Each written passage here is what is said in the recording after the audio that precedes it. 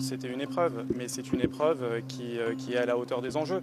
Et en acceptant que ces audiences soient publiques, ce qu'elle a voulu, c'est que ça ne se passe pas derrière des portes fermées, sans que personne puisse voir comment un procès pour viol peut se dérouler. Parce que ce qui s'est passé aujourd'hui n'a rien d'exceptionnel.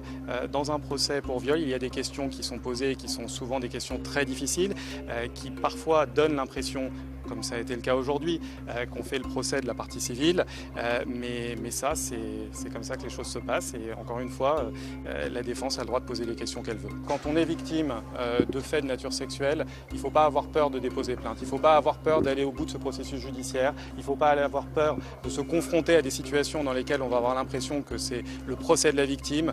Il ne faut pas avoir peur, il faut avoir confiance en la justice, et elle a confiance en la justice. C'est pour ça d'ailleurs qu'elle se présente, elle n'a rien à cacher.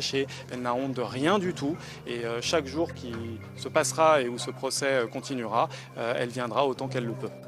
Donc je venais en soutien pour Gésiel Pelicot, et parce que je trouvais qu'il n'y avait pas assez d'hommes présents pour pouvoir soutenir la cause, pour cette cause. Parce qu'on a l'impression que la voix des femmes n'est pas assez entendue, quoi.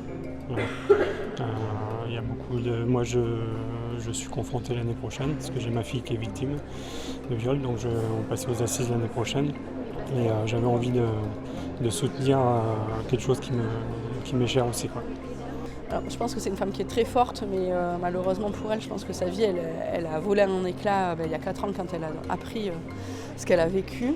Mais par contre, elle représente la force de pouvoir dire c'est pas moi qui porte ça, c'est eux. Et la honte, c'est ces hommes-là, ceux qui lui ont fait subir ce qu'elle a subi.